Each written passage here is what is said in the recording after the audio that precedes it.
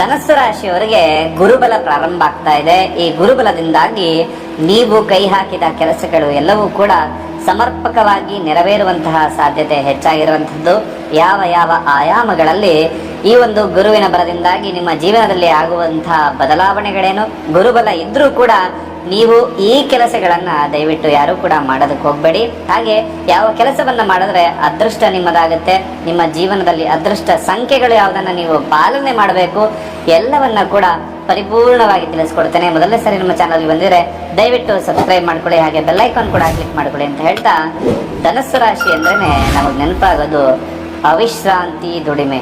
ಯಾವುದೇ ಕಾರಣಕ್ಕೂ ಒಂದು ವಿಶ್ರಾಂತಿ ಇಲ್ಲದೆ ಯಾರಾದರೂ ದುಡಿಮೆ ಮಾಡೋದಕ್ಕೆ ಸಾಧ್ಯನಾ ಅಂತ ಅನ್ಕೊಂಡ್ರು ಈ ಒಂದು ಧನಸ್ಸು ರಾಶಿಯವರು ವಿಶೇಷವಾಗಿ ತನ್ನ ಕುಟುಂಬಕ್ಕೋಸ್ಕರ ತಾನು ಅಂದುಕೊಂಡ ಕೆಲಸ ಕಾರ್ಯಗಳು ನೆರವೇರಬೇಕು ಅಂತ ಒಂದು ಆಶಾಭಾವದಿಂದಾಗಿ ಅವಿಶ್ರಾಂತಿಯಾಗಿ ದುಡಿಮೆಯನ್ನು ಮಾಡ್ತಾ ಇರ್ತಾರೆ. ಬಟ್ ಅವರ ದುಡಿಮೆಗೆ ತಕ್ಕ ಪ್ರತಿಫಲ ಅಂದರೆ 100 ರೂಪಾಯಿ ಕೆಲಸ ಮಾಡಿದ್ರೆ ಆ 100 ರೂಪಾಯಿ ಅವರ ಕೈಗೆ ಬರದೆ 50, 60, 40 ಅಂತ ಹೇಳಿ ಅಲ್ಲಿಂದ ಅಲ್ಲಿಗೆ ಆಗುವಂತಹ ಸಾಧ್ಯತೆ. ಅವರ ಪೊಟೆನ್ಷಿಯಲ್ ಅಂದರೆ ಯೋಗ್ಯತೆ ಅವರದ್ದು ಬಹಳ ಜಾಸ್ತಿ ಇರುತ್ತೆ, ಆದರೆ ಅವರ ಕೈಗೆ ಬರುವಂತಹ ದುಡ್ಡೇನಿದ್ರು ಬಹಳ ಕಮ್ಮಿ ಆಗ್ತಾ ಇರುತ್ತೆ. ಇದೆಲ್ಲದಕ್ಕೂ ಕೂಡ ಮೂಲವಾಗಿ ಧನಸ್ಸು ರಾಶಿ ಯಾಕೆ ಈ ರೀತಿ ಆಗುತ್ತೆ, ಪರಿಹಾರಗಳೇನು ಮಾಡಬೇಕು ಎಲ್ಲವನ್ನ ತಿಳಿಸ್ಕೊಡ್ತೇನೆ.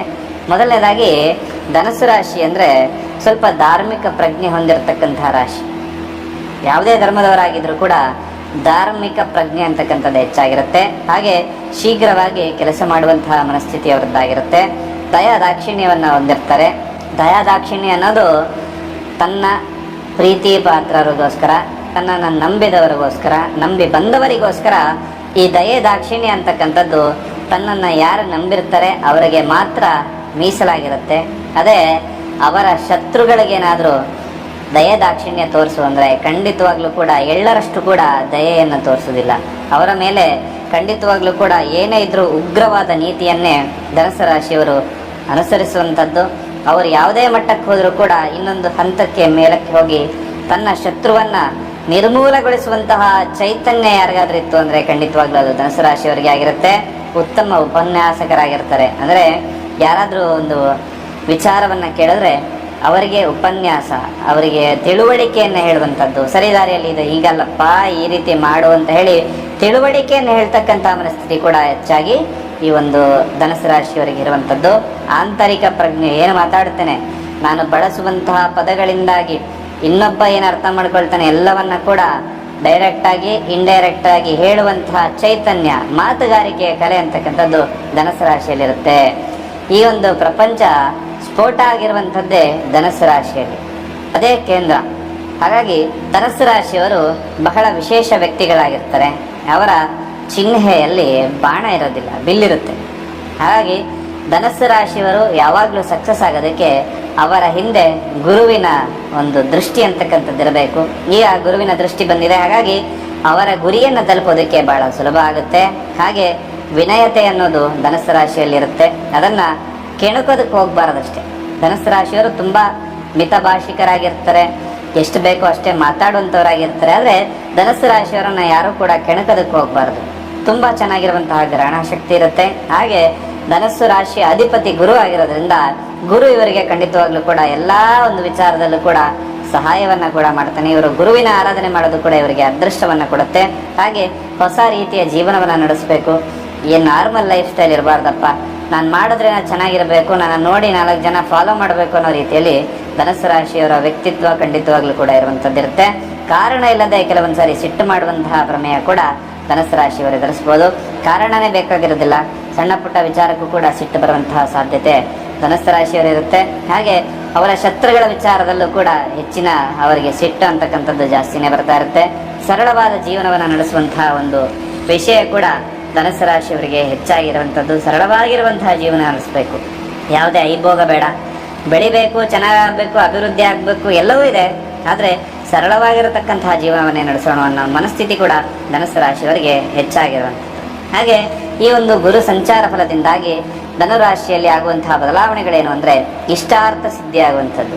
ಏನಾದರೂ ಇಷ್ಟಪಟ್ಟು ತಗೋಬೇಕು, ಮನೆ ಮಾಡಬೇಕು, ಕಾರ್ ತಗೋಬೇಕು ಅಂತ ಏನಾದರೂ ಓಡಾಡ್ತಾ ಇದ್ರೆ ಆ ಎಲ್ಲ ಕೆಲಸ ಕಾರ್ಯಗಳು ಕೂಡ ಆಗುವಂತಹ ಸಾಧ್ಯತೆ ಇರುತ್ತೆ. ಗೌರ್ಮೆಂಟ್ ಇಂದ ಒಂದಷ್ಟು ಲಾಭಗಳನ್ನ ಪಡೆಯುವಂತಹ ಸಾಧ್ಯತೆ ಕೂಡ ಹೆಚ್ಚಾಗಿರುವಂತದ್ದು. ನೀವೇನಾದ್ರೂ ಗೌರ್ಮೆಂಟ್ ಕೆಲಸಕ್ಕೇನಾದ್ರೂ ಧನುಸು ರಾಶಿಯವರು ಪ್ರಯತ್ನವನ್ನ ಪಡ್ತಾ ಇದ್ರೆ ಖಂಡಿತವಾಗ್ಲೂ ಕೂಡ ಸಾಧ್ಯ ಆಗುತ್ತೆ. ಕಾಂಟ್ರಾಕ್ಟ್ ಪಡ್ಕೋಬೇಕು ಅಥವಾ ಒಂದು ಎಲೆಕ್ಷನ್ ನಿಲ್ಕೋಬೇಕು, ಗೆಲ್ಲಬೇಕು ಅಂತ ನೀವೇನಾದ್ರೂ ಆಸೆಯನ್ನ ಇಟ್ಕೊಂಡಿದ್ರೆ ಆ ಆಸೆ ಕೂಡ ಸಿದ್ಧಿ ಆಗುವಂತಹ, ಇಷ್ಟಾರ್ಥ ಸಿದ್ಧಿ ಆಗುವಂತಹ ಯೋಗಗಳು ಕೂಡ ಕ್ರಿಯೇಟ್ ಆಗುತ್ತೆ. ಭೂಮಿ ಲಾಭ ಅಂತಕ್ಕಂಥದ್ದು ಕೂಡ ಇಲ್ಲಿ ಧನುಸು ರಾಶಿಯವರಿಗೆ ಸಿದ್ಧಿ ಆಗುತ್ತೆ. ಎಲ್ಲದರ ಜೊತೆ ಸ್ವಲ್ಪ ದೇಹದಲ್ಲಿ ಜಾಡ್ಯ, ಬೆಳಗ್ಗೆ ಹೇಳುವಂತಹದ್ದು ಸ್ವಲ್ಪ ತಡ ಮಾಡುವಂತಹ ಸಾಧ್ಯತೆ ಕೂಡ ಧನುಸು ರಾಶಿಯವರಿಗಿರುವಂತದ್ದು. ಹಾಗೆ ಬಿಸ್ನೆಸ್ ಅಲ್ಲಿ ಸ್ವಲ್ಪ ಲಾಭವನ್ನ ಗಳಿಸುವಂತಹ ಸಾಧ್ಯತೆ ಇರುತ್ತೆ. ಯಾವುದೇ ಬಿಸ್ನೆಸ್ ಆಗಿದ್ರು ಕೂಡ ಲಾಭವನ್ನ ಮಾಡುವಂತಹ ಸಾಧ್ಯತೆ ಇರುತ್ತೆ. ಹಾಗೆ ಪ್ರಶಸ್ತಿಗಳೆಲ್ಲ ಹುಡುಕೊಂಡು ಬರಬಹುದು. ನಿಮ್ಮನ್ನ ನೀವು ಮಾಡಿದಂತಹ ಸಾಧನೆಗಳನ್ನ ಗುರುತಿಸಿ ಯಾವ ಪ್ರಶಸ್ತಿ ಪಡೆಯುವಂತಹ ಸಾಧ್ಯತೆ ಕೂಡ ಇರುವಂತದ್ದು. ಹೈಯರ್ ಎಜುಕೇಶನ್ ಮಾಡಬೇಕು ಅಂತ ಧನುಸು ರಾಶಿ ವಿದ್ಯಾರ್ಥಿಗಳು ಯಾರಾದ್ರೂ ನೋಡ್ತಾ ಇದ್ರೆ ಹೈಯರ್ ಎಜುಕೇಶನ್ ಕೂಡ ಸಾಧ್ಯತೆ ಇರುತ್ತೆ. ಹೇಗೆ ನಿಮ್ಮ ದಶಾಭುಕ್ತಿಗಳಲ್ಲಿ ಯಾವ ದಶಾ ನಡೀತಾ ಇದೆ ಅದರ ಅನುಸಾರದಲ್ಲಿ ಫಲಾನುಫಲಗಳು ಕೂಡ ನಿಮಗೆ ಇರುತ್ತೆ. ಕೆಲವೊಬ್ಬರ ಜೀವನದಲ್ಲಿ ಯಾವುದೇ ಯೋಗ ಇಲ್ಲ ಇದ್ರೂ ಕೂಡ ದಿನದಿಂದ ದಿನಕ್ಕೆ ಅಭಿವೃದ್ಧಿಯನ್ನ ಆಗ್ತಾ ಇರ್ತಾರೆ. ಅದೇ ಇನ್ನು ಕೆಲವರ ಜೀವನದಲ್ಲಿ ರಾಜಯೋಗ ಇದ್ರೂ ಕೂಡ ಸಾಮಾನ್ಯ ವ್ಯಕ್ತಿ ತರ ಅವರು ಜೀವನವನ್ನು ನಡೆಸ್ತಾ ಇರ್ತಾರೆ. ಅದಕ್ಕೆ ಮೂಲ ಕಾರಣ ಯಾವ ದಾರಿಯಲ್ಲಿ ಹೋದ್ರೆ ನಾನು ಸಕ್ಸಸ್ ಆಗ್ತೀನಿ ಅಂತ ಹೇಳಿ ತಿಳ್ಕೊಳ್ಳುವಂತಹ ಪ್ರಮೇಯ ಅವರ ಜಾತಕವನ್ನು ನೋಡಿ ಅವರು ತಿಳ್ಕೊಳ್ಬಹುದು.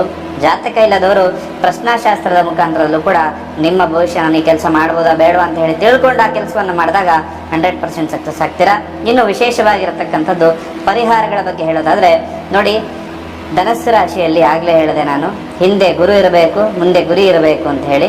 ಈ ವಿಶೇಷವಾಗಿರ್ತಕ್ಕಂಥದ್ದು ರಾಷ್ಟ್ರಾಧಿಪತಿಯಾಗಿರ್ತಕ್ಕಂತಹ ಗುರುವಿನ ಅನುಗ್ರಹ ಪೂರ್ಣ ನಿಮಗೆ ಸಿಗಲಿಕ್ಕೆ ಈ ಗುರುವಿನ ಬ್ರೇಸ್ಲೆಟ್ ಅನ್ನ ನೀವು ನಿಮ್ಮ ಕೈಯಲ್ಲಿ ಧಾರಣೆ ಮಾಡ್ಕೊಳ್ಳಿ. ಜೊತೆಗೆ ಧನಕನಕ ವಸ್ತು ವಾಹನಾದಿ ಲಾಭ ಆಗ್ಲಿಕ್ಕೆ ಈ ಒಂದು ಮಣಿಗಳನ್ನ, ಎರಡೂ ಮಣಿಗಳನ್ನ ಕೂಡ ವಿಶೇಷವಾಗಿ ಧನಸ್ಸು ರಾಶಿಯವರಿಗೋಸ್ಕರವೇ ಮಾಡಿರ್ತಕ್ಕಂಥದ್ದು. ಈ ಮಣಿಗಳನ್ನ ಸಾಮಾನ್ಯವಾಗಿ ಎಲ್ಲರೂ ಕೇಳ್ತಾ ಇದ್ರಿ, ಏನ್ ಗುರುಜಿ ಇದು ಕೈಯಲ್ಲಿ ಹಾಕಿರ್ತಕ್ಕಂತಹ ಮಣಿಗಳು ಅಂತ ಹೇಳಿ. ನಿಮಗೋಸ್ಕರ ಧನಸ್ಸು ರಾಶಿಯವರಿಗೋಸ್ಕರ ಈ ವಿಶೇಷ ಮಣಿಗಳು.